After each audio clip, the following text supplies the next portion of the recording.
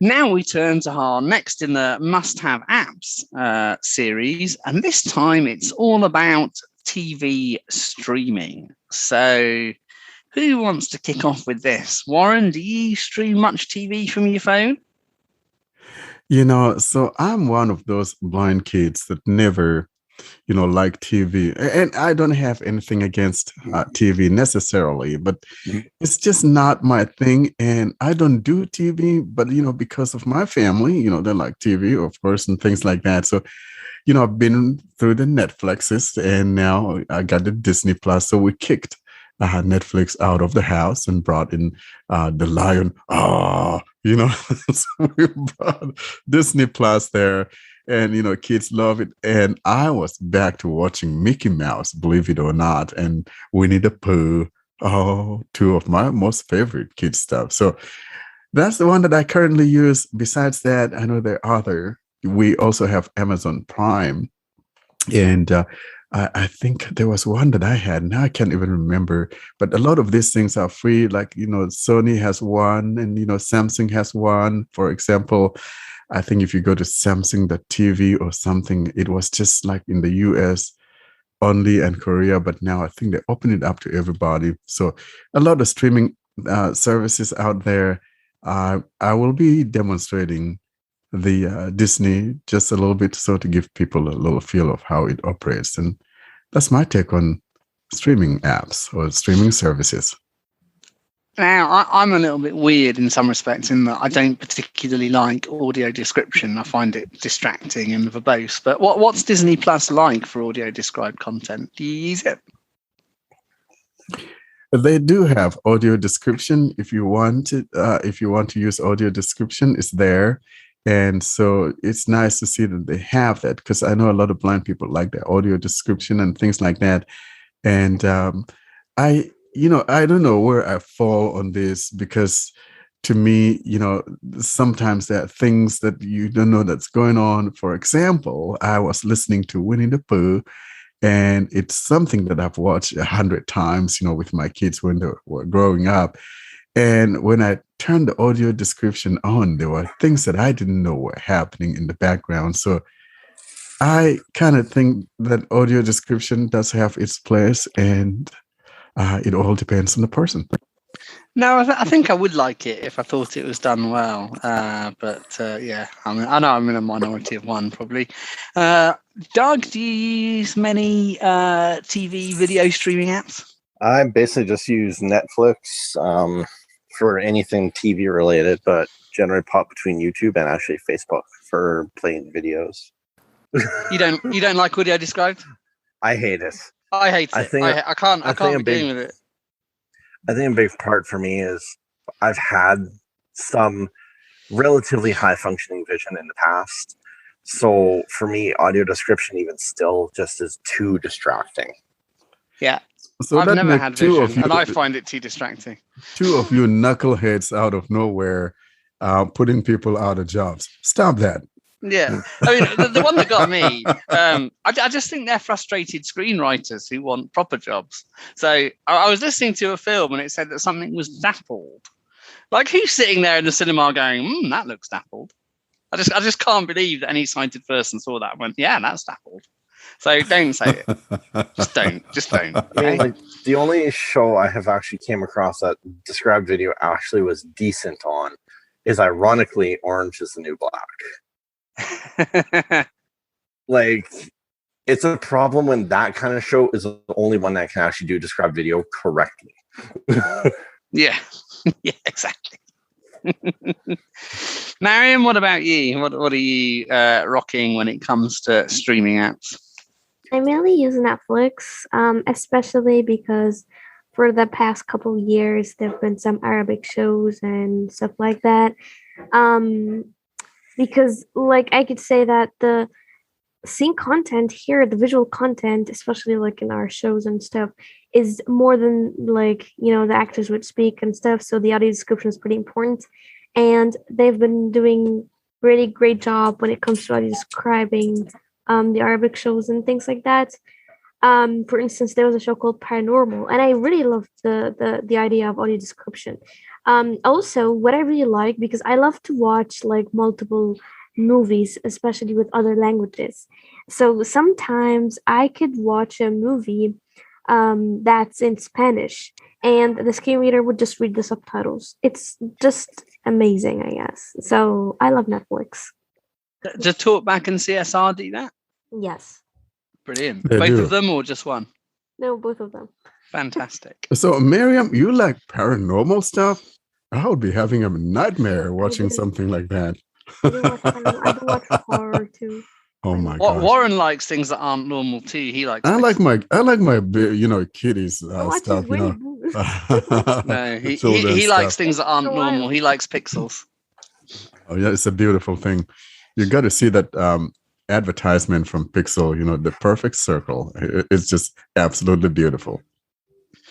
Hamid, is there much going on streaming wise in Iran? Do you have access to TV apps? Well, actually, no. You're quite limited. You're a bit limited on many that side. senses. Yeah. I mean, if Iran was back in the 50s, we'd be more advanced, hey? Yes. Nevertheless, we are here now. Pinto, what about you? What are you using when it comes to streaming? So for streaming, I use Netflix, I use Amazon Prime and YouTube. And actually, I recently started seeing content with audio description or hearing content with audio description. And I was seeing a show, Narcos, and The Haunting on Hill House on Netflix. And I was just blown away by the audio description. I mean, I don't know how they can even make that such coordination with the movie going, not the movie, the documentary going on, and then the audio description to synchronize with the documentary. It's just technical. So I basically use Netflix, Amazon Prime sometimes, but I'm mostly YouTube. Have you tried the Google Play movies? I actually I don't know if it works, how it is the audio description. I don't know. I've never tried it really. I'm just curious. The Google TV, as it is called now, they have movies there too. A lot of times we don't necessarily talk too much about Google stuff or googly stuff, but they do have their own service. I have purchased maybe a movie or two on there, or actually I got them for free because I'm so cool. Google gives me these freebies and all of that good stuff. And so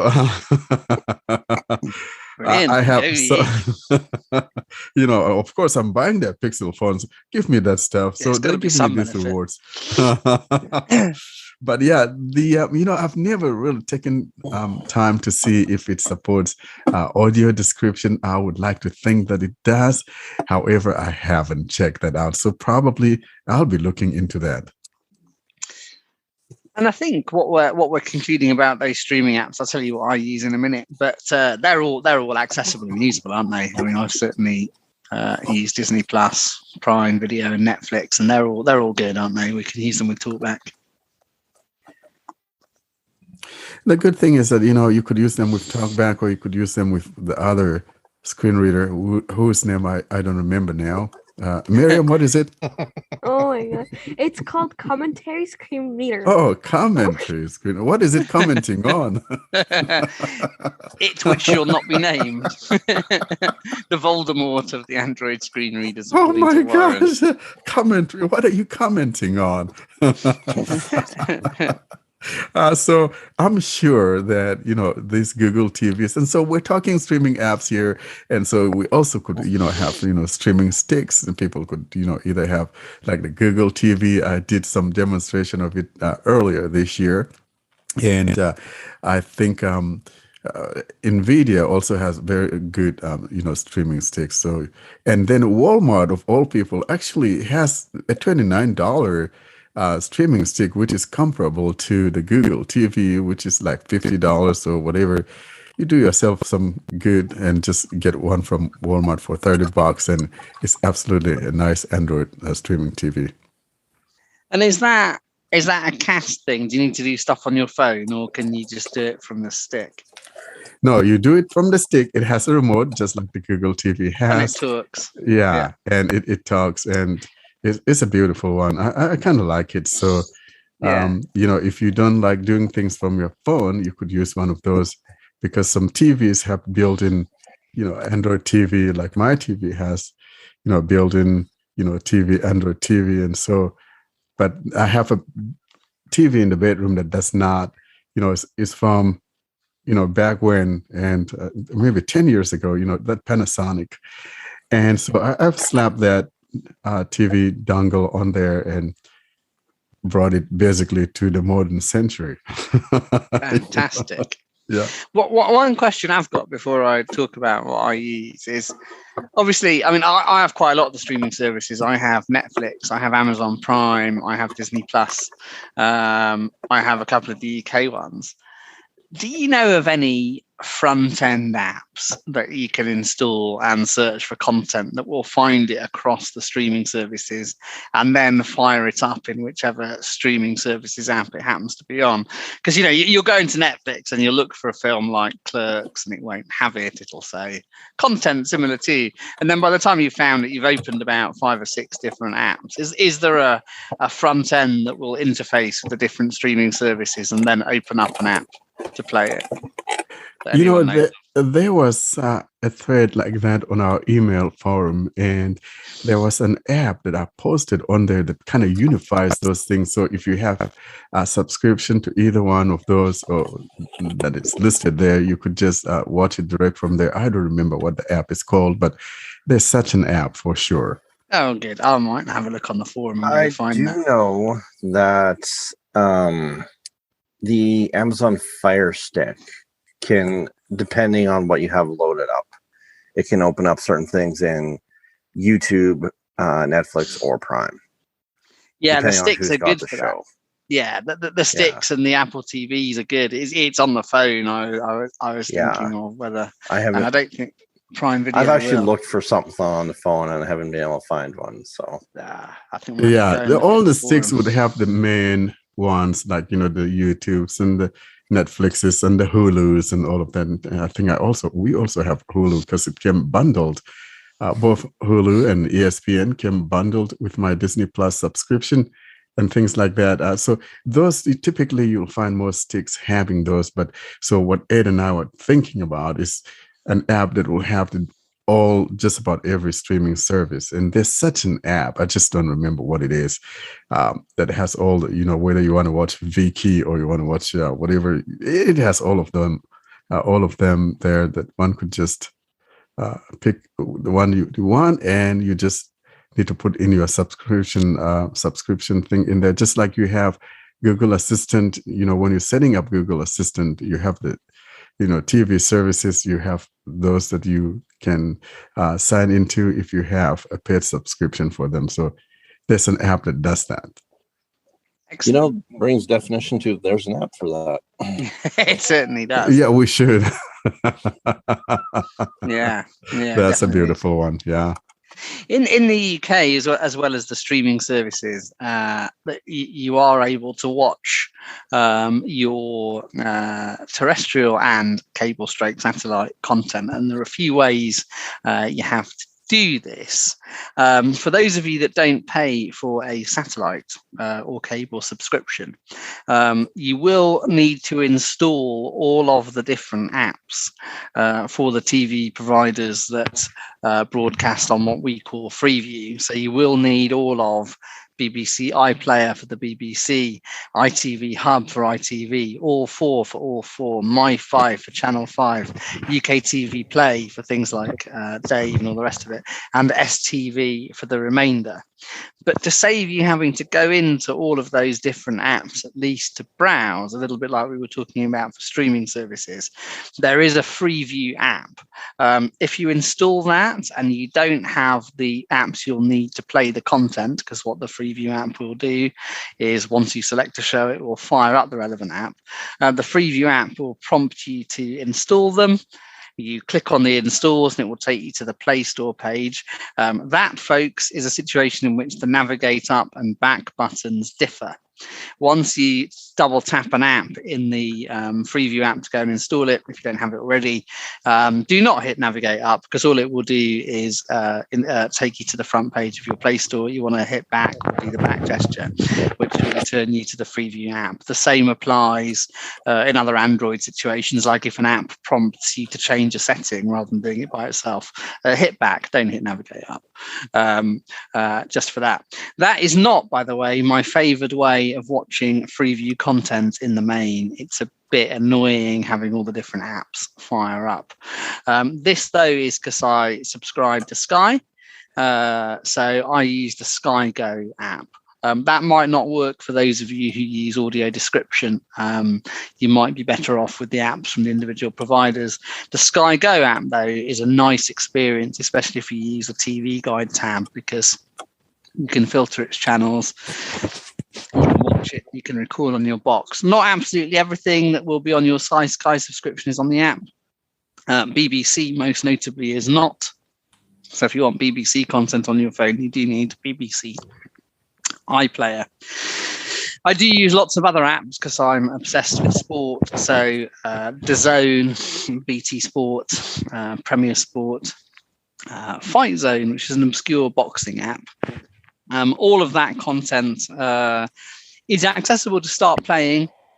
Some of them, annoyingly, don't make the player controls visible to Talkback. So you might find yourself, if that happens, having to back out in order to do something sensible with your phone or doing a home gesture.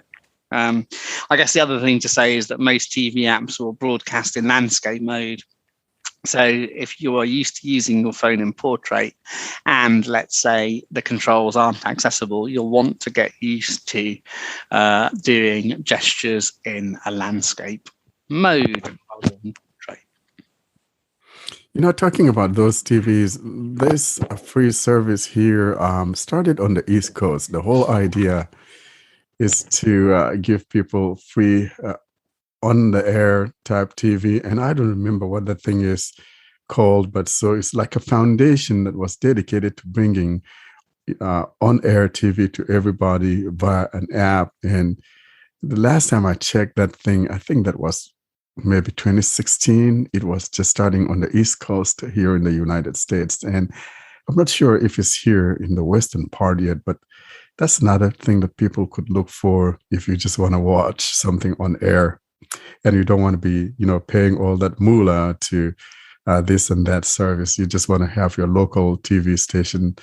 That would be another way to go. Thanks, Warren. Another app to think about, if you don't mind kind of old TV, TV that's perhaps, it's, I don't quite know how recent the most recent show is, but it's certainly got a lot of the old series, is Pluto TV.